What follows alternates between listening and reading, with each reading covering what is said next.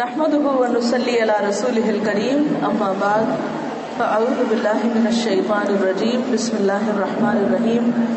ابو ہریرہ سے مروی ہے کہ رسول اللہ صلی اللہ علیہ وسلم کے پاس توڑنے کے وقت یعنی جب پک کرنے کا ٹائم ہوتا تھا کھجوروں کو تو زکوٰۃ کی کھجور لائی جاتی، ہر شخص اپنی زکوٰۃ لاتا اور یہاں تک نوبت پہنچتی کہ کھجوروں کا ایک پورا ڈھیر لگ جاتا۔ اب آپ امیجن کریں کہ ایک پورا ڈھیر، ایک ماؤنٹین بنا ہوا کھجوروں کا، تو بچے دیکھ کر کتنے ایکسائٹیڈ ہو گئے۔ تو آپ نے اس سے نہیں روکا کہ وہ اس کے قریب آئیں یا اس کے ساتھ کھیلیں یا اس کو دیکھ کے انجوائے کریں، کیونکہ ہر نئی چیز بچوں کے لیے ایک سیکھنے کی ہوتی۔ لیکن جس وقت ان میں سے ایک نے کھیلتے کھیلتے ان کھجوروں سے ایک کھجور منہ میں ڈال لی تو اس وقت آپ نے دیکھ کر وہ کھجور منہ سے نکال لی اور فرمایا کہ کیا تمہیں نہیں معلوم کہ آل محمد کے لیے زکوٰۃ حرام ہے؟ حالانکہ وہ بچے ہیں، اس وقت بھی ان کو شریعت کا ایک قانون بتا رہے ہیں کہ کیا حلال ہے کیا حرام ہے۔ بہت دفعہ ایسا ہوتا ہے نا کہ بچے کہیں مارکیٹ میں جاتے ہیں، کوئی ایسی ٹافی کوئی ایسی چیز اٹھا لیتے ہیں کہ جو حلال نہیں، تو اس وقت آپ ان کو صرف یہ کہہ کے کہ یہ نہیں تمہیں کھانی، چھین کے پرے پھینک دیں، رکھ دیں، ہاتھ نہ لگانے دیں، ڈرائیں، بلکہ ایکسپلین کریں کہ کیوں نہیں کھانی۔ ہم مسلم ہیں اور ہم صرف حلال اور طیب چیزیں کھاتے ہیں، یہ چیز حلال نہیں ہے، اللہ تعالیٰ کو پسند نہیں ہے، ہمیں یہ نہیں کھانی۔ بچہ بھی سمجھ جائے گا۔ مجھے یاد ہے کہ میں اپنی بیٹی کو جب چھوٹی تھی تو اس کو اسی طرح بتاتی تھی، جب کہیں باہر لے جاتی کہ یہ چاکلیٹ حلال نہیں ہے فلاں چیز، تو وہ اتنی کانشیس ہو گئی کہ مجھے ابھی تک یاد ہے کہ ایک دن وہ ایپل اٹھا کے کہنے لگی کہ ایپل حلال ہے یا حرام ہے۔ تو ہر معاملے میں پھر بچے کانشیس ہو جاتے ہیں، وہ خود بھی دیکھنے لگتے ہیں کہ کیا حلال ہے اور کیا حرام، اور یہ ہمارا فرض بنتا ہے کہ ہم بچوں کو ایکسپلین کریں، اپنی ایکسپیکٹیشنز کلیئرلی بتائیں، ان کو واضح طور پر ذکر کریں۔ صرف یہ کہہ دینا ہاں یہ چیز اچھی ہے یا یہ کہہ دینا یہ اچھی نہیں ہے، یہ کافی نہیں ہے۔ اگر اس سے آگے وہ کوئی کوشچن کرے تو یہ کہہ کے سنب نہ کر دیں کہ اتنے باتیں نہ کیا کرو، اتنے سوال نہ کیا کرو، بلکہ ان کے سوالوں کو اہمیت دیں اور اس کا جواب معلوم کریں اور جواب دیں، لیکن غلط جواب نہ دیں۔ تو اول تو ہمیں ان کے ساتھ کسی طرح کا جھوٹ بولنا نہیں، نبی صلی اللہ علیہ وسلم نے بچوں کے ساتھ بھی جھوٹ بولنے سے منع کیا ہے، حتیٰ کہ جھوٹے وعدے سے بھی منع کیا ہے کہ ایک ماں نے اگر اپنے بچے کو بلایا کہ آؤ میں تمہیں کچھ دوں، تو آپ نے اس ماں سے پوچھا کہ تم کیا دینے والی ہو، کیا واقعی تم کچھ دو گی؟ اس لیے اس کو بلا رہی، کیونکہ بعض اوقات تم کہتے ہیں ادھر آؤ تمہیں کچھ دوں، اور جب بچہ آ جاتا تو پکڑ لیتے ہیں۔ تو یہ طریقہ ٹھیک نہیں ہے۔ اگر ہم نے کہا ہے تو پھر اسے کرنا بھی ہے، اور اگر نہیں کرنا تو صرف جان ٹلانے کے لیے، بات ختم کرنے کے لیے جھوٹے وعدے نہیں کریں۔ پھر اسی طرح یہ ہے کہ بچیاں جب جوان ہو جائیں تو ان کو واضح طور پر بتا دینا چاہیے کہ ان کی حدود کیا ہیں، سطر کی حدود کیا ہیں، مردوں سے کس طرح بات کرنی، لیکن انہیں وقت بے وقت دوسروں کے سامنے نہ ٹوکیں یا دوسروں کی موجودگی میں اس کو بے عزت نہ کریں۔ کیونکہ میرے ساتھ کئی دفعہ ایسا ہوا کہ جیسے میں کسی مجمع میں ہوں اور کسی مدر کے ساتھ ینگ بچی ہے اور بھی بہت سے لوگ وہاں بیٹھے ہوئے ہیں، تو بعض اوقات مائیں مجھے کہنے لگتی ہے کہ آپ ہماری اس بچی کو سمجھائیں، اسے تو کوئی شرم و حیا نہیں، اس کو پردہ کرنا سکھائیں، اس کو کوئی دین کی بات بتائیں۔ آپ خود سوچیں کہ اس بچی کا اس وقت حال کیا ہوگا، کتنے لوگوں کے سامنے اس کے بارے میں کیا کہا جا رہا ہے، اس کو کیا ثابت کیا جا رہا ہے۔ ایسی بچی نہ ماں باپ پہ ٹرسٹ کر سکتی ہے، نہ کسی دین سکھانے والے پہ، اور نہ کسی اور پر، کیونکہ آپ نے اس کی سیلف اسٹیم کو ختم کر دیا، اس کی عزت نفس کو مجروح کر دیا۔ کبھی بھی ایسا نہیں کریں۔ بعض اوقات ہم بچوں کو کہہ رہے ہوتے ہیں یہ تو ہے ہی شیطان۔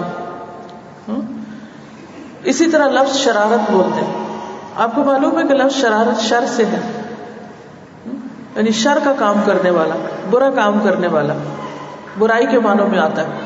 چلے ٹھیک ہے، ہم اگر اپنے کانٹیکس میں شرارت کو ایک شوخی کے طور پر استعمال کر رہے ہیں یا ایک انوویٹو ایکشن کے طور پر تو ٹھیک ہے، لیکن بہت زیادہ لفظ شرارت اور شیطنت اور شیطانی کام، نیگیٹو ورڈز کا استعمال نہ ہونے کے برابر کر دیں، کیونکہ جب اس کا آلٹرنیٹ موجود ہے، اس سے بہتر چیز موجود ہے تو اس سے کام لیں.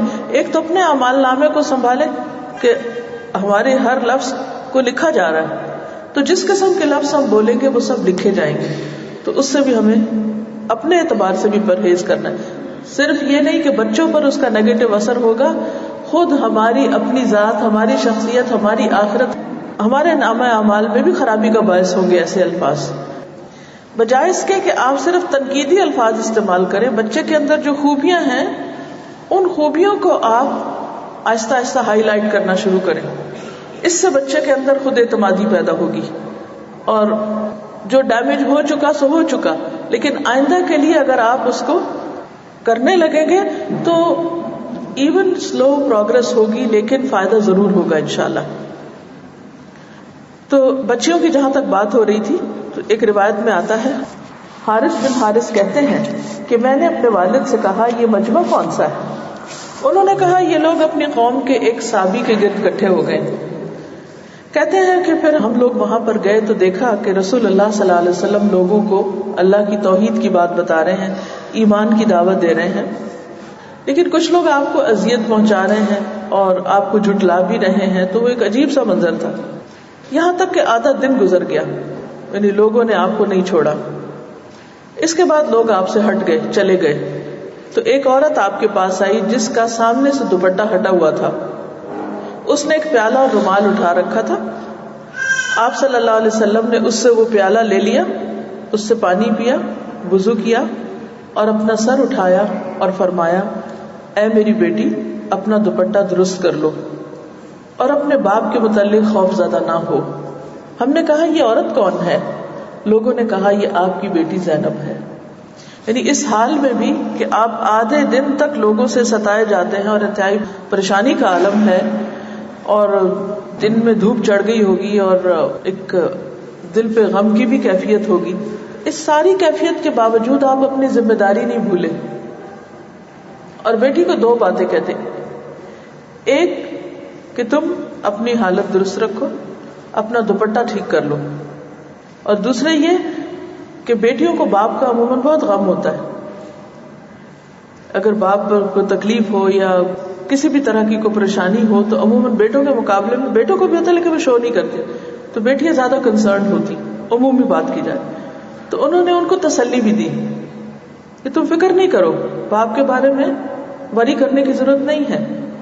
لیکن یہاں اصل بات کیا ہے کہ کسی بھی حال میں، کیونکہ بعض اوقات ہم کہتے ہیں کہ اچھا غم کے موقع پر بھی یہ کیا جائے گا، یا آج تو خوشی کا دن ہے آج تو کرنے دو. ٹھیک ہے، غم اور خوشی میں کسی حد تک تو ریلیکسیشن ہو سکتی ہے، لیکن جائز اور ناجائز، حلال اور حرام میں فرق رکھنا پڑے گا پھر بھی کہ کہاں تک لمٹس ہیں.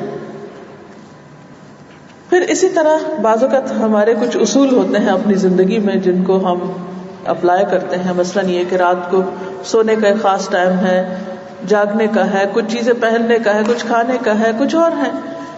تو ہم خود اصول بناتے ہیں، پھر بچوں کے لاڈ پیار میں آ کر ان کو توڑ دیتے ہیں کہ اچھا بچے کہہ رہے ہیں تو ایسا کر لیتے ہیں. یعنی بچوں کو اپنے اوپر ایک طرح سے سوار کر لیتے ہیں. ٹھیک ہے، ان کے ساتھ پیار کریں، محبت کریں، ان کو بھی سپیس دیں، ان کی بھی بات سنیں، سب کچھ کریں، لیکن اپنے اصولوں کو ان کی خوشی کی خاطر نہیں توڑیں. عبداللہ بن عمر سے روایت ہے کہ رسول اللہ صلی اللہ علیہ وسلم حضرت فاطمہ کے گھر تشریف لائے تو ان کے دروازے پر ایک پردہ لٹکا ہوا تھا. آپ گھر میں داخل نہیں ہوئے، واپس آ گئے. ابن عمر کہتے ہیں کہ ایسا بہت کم ہوتا تھا کہ آپ صلی اللہ علیہ وسلم گھر میں جائیں، مگر یہ کہ پہلے فاطمہ سے ملتے. قریب قریب گھر تھے، یعنی باہر سے جب آتے تو حضرت فاطمہ سے پہلے ملتے. لیکن اس مرتبہ ایسا نہیں ہوا. جب حضرت علی گھر میں داخل ہوئے تو فاطمہ کو غمگین پایا کہ ابا نہیں آئے آج. پوچھا تمہیں کیا ہوا؟ کہنے لگی آپ تشریف لائے تھے لیکن گھر کے اندر نہیں آئے. تو حضرت علی حضور صلی اللہ علیہ وسلم کے پاس فوراً گئے. فرمایا یا رسول اللہ صلی اللہ علیہ وسلم، فاطمہ کو یہ بات بہت گراں گزری ہے کہ آپ آئے اور ان کے گھر تشریف نہیں لائے. آپ نے فرمایا کہ میرا اور دنیا کا کیا تعلق اور ان نقش و نگار کا مجھ سے کیا تعلق. تو ان کو بات سمجھ آ گئی کہ وہ اس خاص پردے کی وجہ سے جو فاطمہ نے لٹکایا تھا جو آپ کو پسند نہیں آیا تو آپ اندر نہیں تشریف لائے. حضرت علی فاطمہ کے پاس گئے اور انہیں رسول اللہ صلی اللہ علیہ وسلم کے فرمان کے بارے میں بتایا کہ آپ اس وجہ سے نہیں آئے. انہوں نے کہا کہ آپ صلی اللہ علیہ وسلم سے کہیے کہ آپ مجھے اب اس بارے میں کیا حکم دیتے ہیں, آپ کیا کہتے ہیں مجھے کیا کرنا چاہیے. تو آپ نے فرمایا کہ فاطمہ سے کہہ دو کہ اس پردے کو فلاں کے ہاں بھیج دے, فلاں کو دے دے. تو انہوں نے ایسا ہی کیا. ہر گھر کے کچھ اصول ہوتے, کچھ ضابطے ہوتے. اب یہ نہیں تھا کہ وہ پردہ ٹوٹلی کسی کے لیے بھی لٹکانا منع تھا, لیکن اس پر ایسی زیب و زینت تھی کہ نبی صلی اللہ علیہ وسلم اپنے لیے اور اپنی بچی کے گھر کے لیے پسند نہیں کرتے, کیونکہ آپ ایک رول ماڈل تھے. اگر آپ اس طرح کی چیزیں استعمال کرتے تو باقی لوگوں کے لیے ایک بہت کھلی راہ ہو جاتی, اور جو لوگ افورڈ نہ کر سکتے وہ بہت غمگین رہتے کہ یہ بھی نبی صلی اللہ علیہ وسلم کی سنت ہے یا آپ کے گھرانے کی, تو ہم کیوں نہیں کر پا رہے, ہم پہ جائز ناجائز کوئی بھی طریقہ اختیار کر کے اس کو کر لیں. پر ریزن جو بھی ہے, لیکن آپ صلی اللہ علیہ وسلم نے اس کو اپنے گھر کے لیے پسند نہیں کیا. بہت ساری چیزیں ایسی ہوتی ہیں کہ جو فی نفس ہی حرام نہیں ہوتی, ناجائز نہیں ہوتی, مکروہ نہیں ہوتی, مباح ہوتی ہیں. مباح کا کیا مطلب ہے؟ نیوٹرل, کر لیں تو بھی ٹھیک ہے, نہ کریں تو بھی ٹھیک ہے. مکروہ کیا ہے؟ کریں تو ناپسندیدہ ہے, اور اگر چھوڑیں تو اجر ہے. مستحب کر لیں تو پسندیدہ ہے, نہ کریں تو گناہ نہیں ہے. فرض کریں گے تو اجر ہے, نہیں کریں گے تو گناہ ہے. حرام کریں گے تو گناہ ہے, نہیں کریں گے تو اجر ہے. ٹھیک ہے نا؟ تو سمجھ رہے ہیں نا یہ درجے کسی بھی کام کے کرنے یا نہ کرنے کے بیچ میں. اگر باٹم ٹو ٹاپ آپ لے کے جائیں تو حرام, مکروہ, مباح, مستحب اور فرض. اوپر سے نیچے لائے, فرض کسی کام کا کرنے سے نماز فرض ہے. مستحب کیا ہے؟ پسندیدہ ہے, جیسے نوافل وغیرہ ہوتے ہیں. اور پھر اس کے بعد مباح ہے جو نیوٹرل ہے, کریں یا نہ کریں. مثلا میں نے یہ پنک دوپٹہ پہنا اور آپ نے بلیک پہنا, آپ کے لیے بلیک مباح ہے, میرے لیے پنک مباح ہے. تو اس سے کوئی فرق نہیں پڑتا, ہر ایک اپنی اپنی چوائس کا رنگ پہنے ہوئے ہے. لیکن اگر میں یہ پہن کے باہر جاؤں تو یہ مکروہ ہے, کیونکہ یہ کلر زینت میں آتا ہے. ٹھیک ہے. اور اسی طرح اگر اس کو اتار کے جاؤں تو یہ حرام میں آئے گا, کیونکہ اپنی زینت کو باہر ظاہر کرنا جو ہے وہ ایک عورت کے لیے جائز نہیں, یہ حرام میں آئے گا. قرآن پاک نے واضح طور پر منع کر دیا اس سے. تو جس پر کلیئر حکم ہے ڈو اینڈ ڈونٹ ڈو, تو اس میں جو واضح حکم ہے اور جس چیز سے روکا گیا اس میں ہمیں واضح فرق پتہ ہونے چاہیے. تو کچھ چیزیں نیوٹرل کے درجے پر ہوتی ہیں, مباح ہوتی ہیں, کوئی حرج نہیں. لیکن بعض اوقات آپ اپنے بچوں کو وہ کام نہیں کرنے دیتے. کیوں؟ تاکہ ان کا وقت ضائع نہ ہو. مثلا ان کی پڑھائی کا معاملہ ہے, اس خاص کام کے ذریعے ان کے بگڑنے کا معاملہ ہے. مثلا آپ اپنے گھر میں ایک اصول بناتے ہیں کہ آپ کا بچہ مثلا 100 درہم سے زیادہ کی شرٹ نہیں خریدے گا, حالانکہ آپ افورڈ کر سکتے ہیں. آپ رول سیٹ کرتے ہیں نا گھر میں, اگر نہیں کیے ہوئے تو کریے, کیونکہ پھر جب ہم کوئی رولز نہیں بناتے اور بچوں کو لمٹس بتاتے ہی نہیں ہیں تو پھر اس کے بعد کیا ہوتا ہے کہ وہ ہمارے ہاتھوں سے نکل جاتے ہیں, پھر وہ ہمیں رول کرنے لگتے ہیں. تو آپ اصول بنائیے اور اصول بنا کر ان پہ جم جائیے, اور پھر بچوں کی ضد کی وجہ سے ان اصولوں کو توڑیے نہیں. ضروری نہیں کہ آپ یہی اصول بنائیں کہ آپ 100 درہم کی شرٹ خریدیں گے, اس سے آگے نہیں جائیں گے. ٹھیک ہے, آپ 150 لگا دیں, 200 لگا دیں, لیکن ایک لمٹ ضرور رکھیں تاکہ وہ پھر اسراف کی طرف نہ جائیں. اب جب آپ نے یہ ایک اصول بنا لیا اور اگر بچے اس کو توڑ رہے ہیں تو اس پر آپ ناپسندیدگی کا اظہار کریں گے, اس کو آپ روکیں گے اور آپ بتائیں گے کہ ہمارے گھر کا یہ اصول ہے. ہو سکتا ہے بچے آپ سے بحث کرنے لگ جائیں, بتائیے قرآن میں کہاں لکھا ہے, حدیث میں کہاں لکھا ہے. تو یہ جو میں نے آپ کو 5 پوائنٹ دیے نا, حرام, مکروہ, مباح, مستحب اور فرض, آپ ان ٹرمز میں بھی بات کر سکتے ہیں. پہلے آپ ان کو سمپلی یہ سمجھا دیجئے کہ شریعت میں کس چیز کا کیا درجہ ہے, اور اس کے بعد آپ انہیں کہیے کہ یہ لائف کو ڈسپلن کرنے کے لیے صرف یہ نہیں دیکھا جاتا کہ قرآن اور سنت میں کیا ہے، ایک معروف طریقے سے عام حالات کے مطابق بھی ہر شخص اپنی اپنی زندگی کی لمٹ سیٹ کر سکتا ہے. اب مثلاً آپ دیکھیے کہ آپ کی اگر آمدنی 2000 درہم ہے ایک مہینے کی، تو آپ کو اپنے گھر کے رولز اس کے مطابق سیٹ کرنے نا. اور ایک شخص کی 2 لاکھ پر منتھ انکم ہے تو اس کے مطابق سیٹ ہوں گے.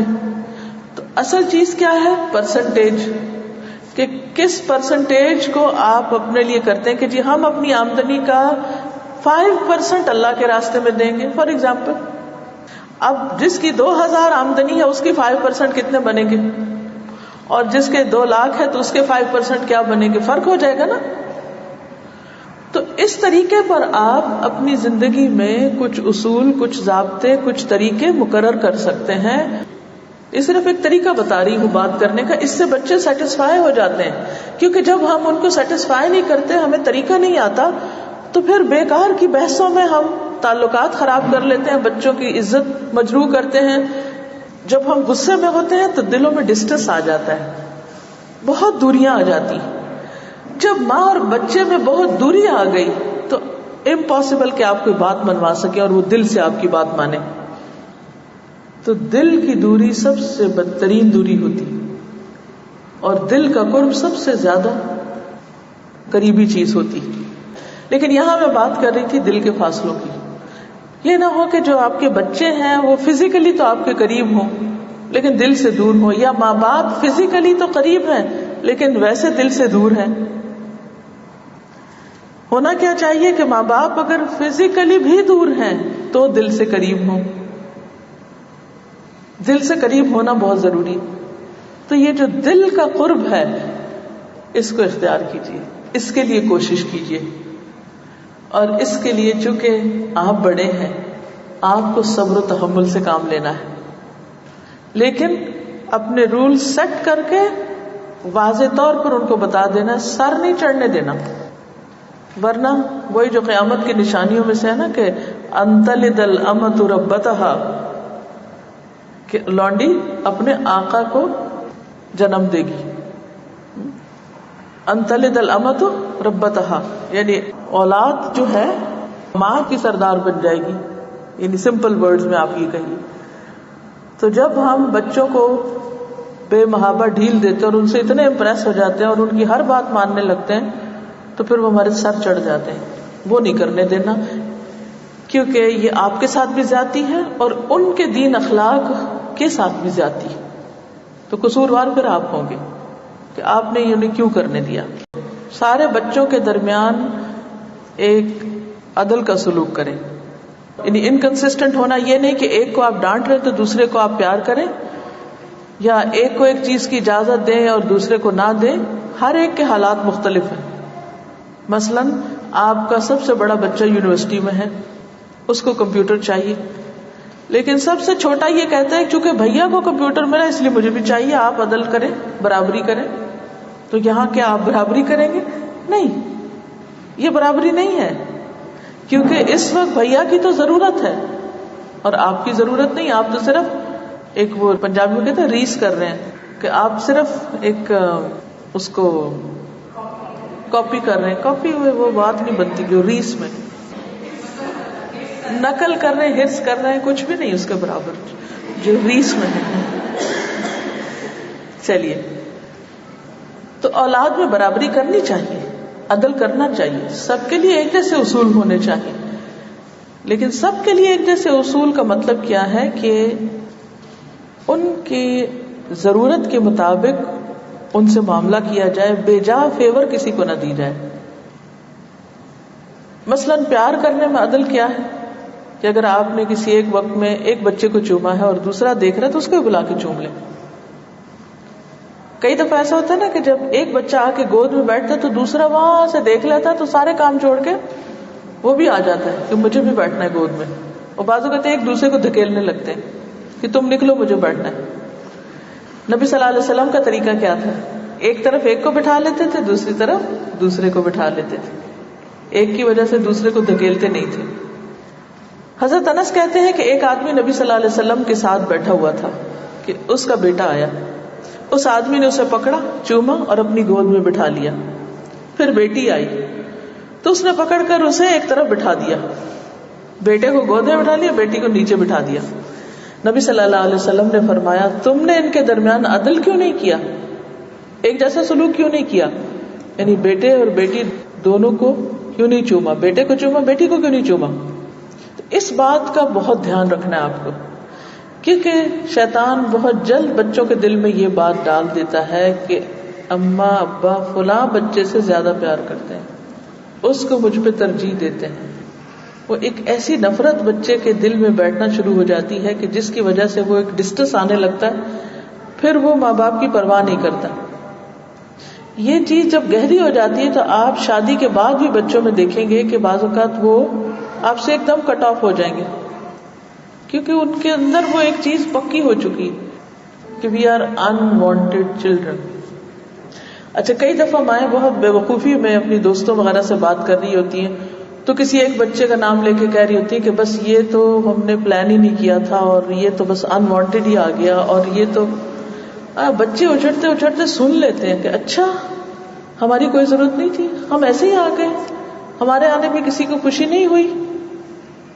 تو جب ہم اس طرح کے تبصرے کر رہے ہوں تو بی کیئرفل، کہاں بیٹھ کے کون سی بات کر رہے ہیں. ہم سوچتے ہیں یہ چھوٹے بچے ہیں، ان کو کیا سمجھ، نہیں سب سمجھ ہوتی. وہ جواباً اپنے غم غصے کا اظہار نہیں کر سکتے، بول کے بتا نہیں سکتے، لیکن وہ سمجھ رہے ہوتے ہیں کہ وی آر انوانٹیڈ، ہماری ضرورت نہیں تھی، ہم ایکسٹرا ہیں. اور بعض بچے تو واقعی سمجھتے کہ ہم ستیلے ہیں یا ہمیں اڈاپٹ کر لیا انہوں نے کہیں سے، حتیٰ کہ شکلیں تک ملانے لگتے کہ ہماری تو شکل بھی نہیں ملتی یہاں، تو ضرور دیر از سم تھنگ رانگ. اور یہ سب کچھ کس کے نتیجے میں جنم لیتا ہے؟ جب آپ پیار نہیں دیتے، محبت نہیں دیتے یا فرق کرتے ہیں. اس طرح ہم دیکھتے ہیں کہ نبی صلی اللہ علیہ وسلم اور کیا طریقہ کرتے تھے. ایاس اپنے والد سے روایت کرتے ہیں کہ میں نے اس سفید گدھے کو کھینچا جس پر نبی صلی اللہ علیہ وسلم اور حسن اور حسین سوار تھے، یہاں تک کہ میں اسے کھینچ کر نبی صلی اللہ علیہ وسلم کے حجرے تک لے گیا، بالکل کمرے تک لے گیا اس کو. ان میں سے ایک یعنی حضرت حسن اور حسین میں سے ایک آپ کے آگے بیٹھا ہوا تھا اور ایک آپ کے پیچھے تھا. اچھا، بعض اوقات بچے اس میں بھی جھگڑتے ہیں، ہم نے آگے بیٹھنا پیچھے، گاڑی میں کئی دفعہ ہوتا ہے نا ہم نے فرنٹ سیٹ پہ بیٹھنا ہے، تو آپ باریاں مقرر کر سکتے ہیں. اوکے، اسکول جاتے ہوئے فلاں بچہ آگے بیٹھے گا اور دوسرا پیچھے، پھر دوسرا آگے، پھر اس طرح کی چھوٹی چھوٹی چیزیں. تو سب بچے سیٹسفائی ہو جاتے ہیں، ان کو پہلے سے آپ کلیئرلی بتاتے کہ جی صبح اس کی باری، شام اس کی ہے، بات ختم. لیکن اگر آپ ان کو چھوڑ دیں کہ وہ طاقت کے ذریعے اپنی سیٹ حاصل کریں تو پھر ساری زندگی یہی سبق سیکھ جائیں گے کہ ہمیں کوئی بھی چیز لڑ جھگڑ کے ہی حاصل کرنی ہے، آرام سے ہمیں ہمارا حق نہیں مل سکتا. تو اصول ضابطے واضح کرنے کی ضرورت ہے. پھر اسی طرح عبداللہ بن جعفر سے روایت ہے، نبی صلی اللہ علیہ وسلم جب سفر سے تشریف لاتے تو ہم لوگوں سے ملتے، ایک بار مجھ سے ملے اور حسن یا حسین سے ملے تو آپ نے ہم میں سے ایک کو سامنے بٹھایا اور ایک کو پیچھے، یہاں تک کہ مدینہ میں آ گئے. پھر اسی طرح تحفہ دینے میں عدل کرنا، نبی صلی اللہ علیہ وسلم نے فرمایا اپنی اولاد کو تحفہ دینے میں عدل کرو. مثلا عید کا موقع ہے، سب کو آپ عیدی دے رہے ہیں تو ایک جتنی دیں گے، کوئی چھوٹا ہے یا بڑا سب کو برابر کی دیں گے.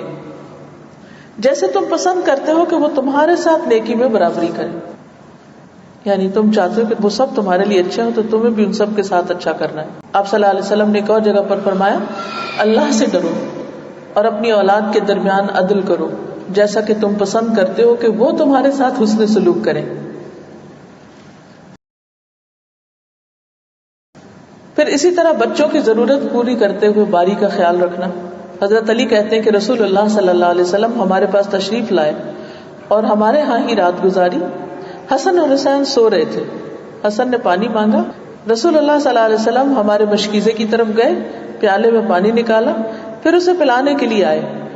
حسن کی بجائے حسین نے پینے کے لیے پکڑنا چاہا، آپ نے اسے نہیں پینے دیا، حسن سے ابتدا کی. فاطمہ رضی اللہ تعالی عنہا نے کہا ایسا لگتا ہے کہ آپ کو حسن زیادہ پیارے ہیں. آپ نے فرمایا یہ بات نہیں ہے، بلکہ حسن نے پہلے پانی مانگا تھا، یعنی جس نے پہلے ایک چیز کی تھی اس کی باری پہلے. کسی کو چھوٹا ہونے کی بنا پر انڈیو ایڈوانٹیج نہیں لینا چاہیے، کیونکہ اس سے بھی کام خراب ہوتا ہے. بعض اوقات مائیں کہتی ہیں اچھا کوئی بات نہیں، چھوٹا ہے نا چھوڑ دو اس کو، چھوٹا ہے نا اس لیے اس طرح کرنے دو، چھوٹا نہیں اور وہ چھوٹا کبھی بڑا ہی نہیں ہو کے دیتا. بھلے چھوٹا ہو لیکن پھر بھی عدل ضروری ہے. پھر اسی طرح یہ ہے کہ بچوں کے لیے جو آپ لمٹ سیٹ کریں ان کو اس کو انفورس بھی کریں اور ریمائنڈر بھی دیتے رہیں، یاد دہانی کراتے رہیں. حضرت انس کہتے ہیں کہ رسول اللہ صلی اللہ علیہ وسلم میرے پاس تشریف لائے، میں بچوں کے ساتھ کھیل رہا تھا، آپ نے ہمیں سلام کیا، پھر مجھے کسی کام کے لیے بھیجا. میں اپنی والدہ کے پاس دیر سے گیا. جب میں ان کے پاس پہنچا تو انہوں نے کہا کہ تمہیں کس چیز کے لیے بھیجا گیا تھا، کیوں دیر سے آئے ہو؟ میں نے کہا مجھے حضور صلی اللہ علیہ وسلم نے کہیں بھیجا تھا. انہوں نے کہا کیا کام تھا؟ میں نے کہا وہ راز کی بات ہے. انہوں نے کہا تم رسول اللہ صلی اللہ علیہ وسلم کے راز کو کسی سے بیان نہ کرنا. انس کہتے ہیں اللہ کی قسم اگر میں وہ بات کسی سے بیان کرتا تو اے ثابت تجھ سے بیان کر دیتا، لیکن تجھے بھی نہیں بتاؤں گا کیونکہ یہ اللہ کے رسول صلی اللہ علیہ وسلم کا راز ہے. لیکن کس نے اس بات پر ان کو ریمائنڈر دیا کہ دیکھو بیٹا راز کسی کو نہیں بتانا؟ یہ ماں تھی. اچھا ہم کیا کرتے ہیں، میں تو ماں ہوں نا، مجھ سے کیا چھپاؤ گے، مجھ سے کچھ چھپانے کی ضرورت نہیں، بھلے کسی کا راز ہو. نہیں، اگر کوئی کہتے کہ میری ایک فرینڈ کا راز ہے یا کسی کا راز ہے تو آپ کہیں اچھا ٹھیک ہے، راز کسی کو نہیں بتاتے، راز بھی امانت ہوتا ہے. پھر اسی طرح بچوں کو ایکسپریشن کی فریڈم ہونی چاہیے کہ وہ اپنے اچھے یا برے احساسات کا اظہار کر سکیں، لیکن حدود کے اندر، چیخ چلا کر نہیں. حدود کے اندر بچوں کو احساسات کے اظہار کی آزادی دینا. پھر اسی طرح خاص مواقع پر رعایت دینا.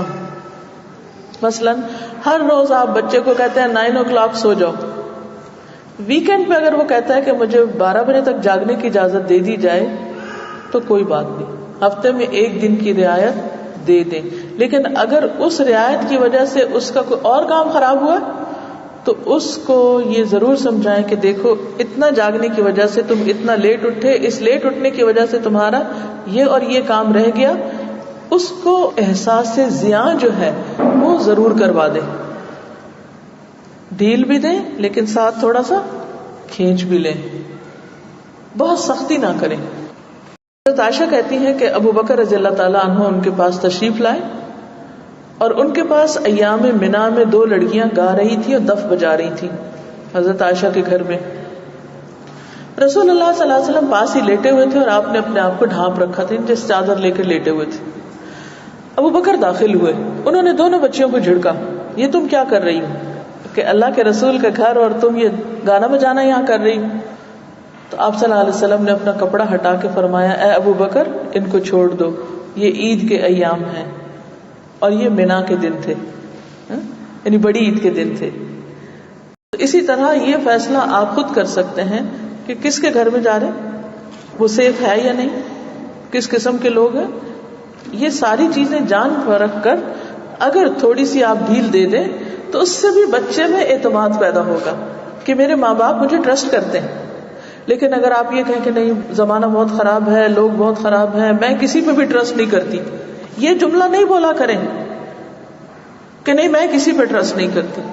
اب وہ بچے کے اندر کیا ہوگا کہ اچھا، کیونکہ اس کے لیے تو اس کے دوست یا دوست کا گھر جو ہے ایک بہت ہی ٹرسٹ وردی جگہ ہے، اور آپ یہ کہہ رہے ہیں کہ میں کسی پہ ٹرسٹ نہیں کرتی. اس سے بچوں کا اعتماد آپ پہ بھی جائے گا، ان پہ بھی جائے گا کہ دنیا میں کوئی ہے ہی نہیں اعتماد کے لائق. سیلف کانفیڈینس بھی کھو دیں گے اور دوسروں پر بھی اعتماد کھو دیں گے. اچھا ہمارے ماں باپ فلاں پر کوئی اعتماد نہیں کرتے، ان کو اچھا نہیں سمجھتے. تو اس سے بچے کی شخصیت میں ایک جھول آ جائے گا، کنفیوژن ہو جائے گی.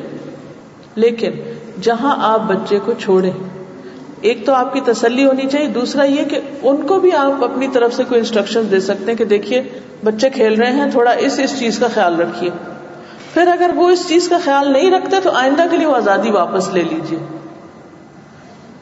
مثلا نماز کی پابندی، اگر بچے کسی کے گھر میں رہے تو ایسا نہیں کہ وہ لوگ نماز نہیں پڑھتے یا انہوں نے اٹھایا نہیں تو اٹھا ہی نہیں، یا وہ جماعت کے لیے نہیں گئے تو وہ جماعت کے لیے گیا ہی نہیں.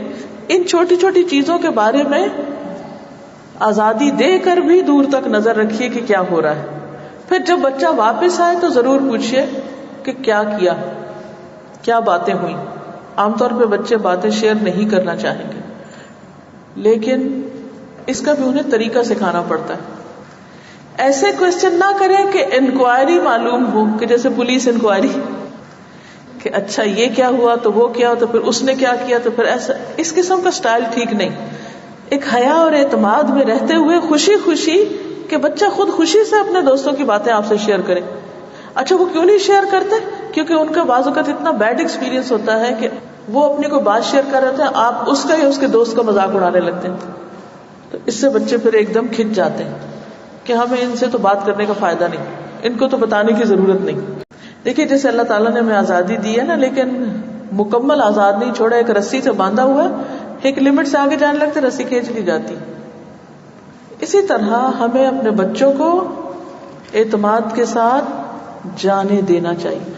میں نے دیکھا کہ بعض مائیں بڑے بڑے لڑکوں کو بالکل گھر سے باہر نہیں جانے دیتی، وہ لڑکیوں کی طرح بالکل پلتے ہیں، ان کو کسی سے بات نہیں کرنی آتی، وہ ہر ایک سے اتنے شائع ہوتے ہیں، وہ زندگی کے چیلنجز کا مقابلہ نہیں کر سکتے. چھوٹی چھوٹی غلطیوں پر وہ ڈپریشن کا شکار ہو جاتے ہیں کہ ہمارے ساتھ ایسا کیوں ہوا. تو ہمیں نہ تو ان کو اتنی بے محابہ آزادی دینی ہے کہ جو غلط سلط ہر کام کر گئے، اور نہ ہی انہیں اتنا اندر رکھنا ہے کہ وہ کچھ بھی کرنے کے قابل نہ، اور انہیں کسی سے معاملہ ہی نہ کرنا آتا. تو اعتدال بہت ضروری ہے. یعنی ان کو اپنے ہارٹ کے بہت کلوز کر کے لیٹ دم گو آف، جانے دیں.